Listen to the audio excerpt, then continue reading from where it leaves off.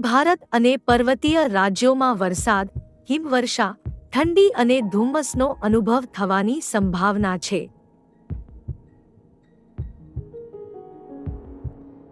જેની અસર ગુજરાત પર પણ થવાની શક્યતા છે. ત્યારે આજે આપણે ગુજરાતમાં આવનારા દિવસોમાં કેવું હવામાન રહેશે તે અંગેની હવામાન વિભાગની આગાહી જોઈએ. અમદાવાદ, ઉત્તર અને મધ્ય ભારતમાં શિયાળો સંપૂર્ણપણે શરૂ થઈ ગયો છે. હવામાન વિભાગની નવીનતમ આગાહી મુજબ આગામી દિવસોમાં દેશના ઘણા ભાગોમાં હવામાન અણધાર્યું રહેશે. ખાસ કરીને ઉત્તર ભારત અને પર્વતીય રાજ્યોમાં વરસાદ, હિમવર્ષા, ઠંડી અને ધુમ્મસનો અનુભવ થવાની સંભાવના છે.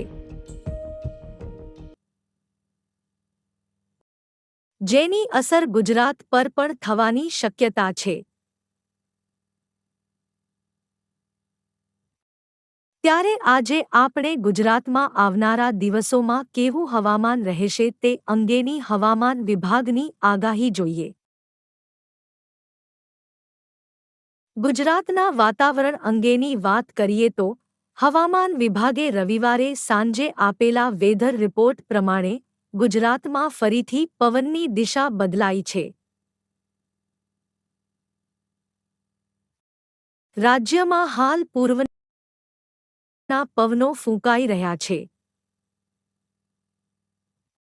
આ સાથે તેમણે જણાવ્યું છે કે હાલ લઘુત્તમ તાપમાનમાં કોઈ મોટો ફેરફાર નહીં થાય. જો કે સોમવારથી ધીમે ધીમે 2 થી 3 સેલ્સિયસનો ઘટાડો થવાની શક્યતા છે.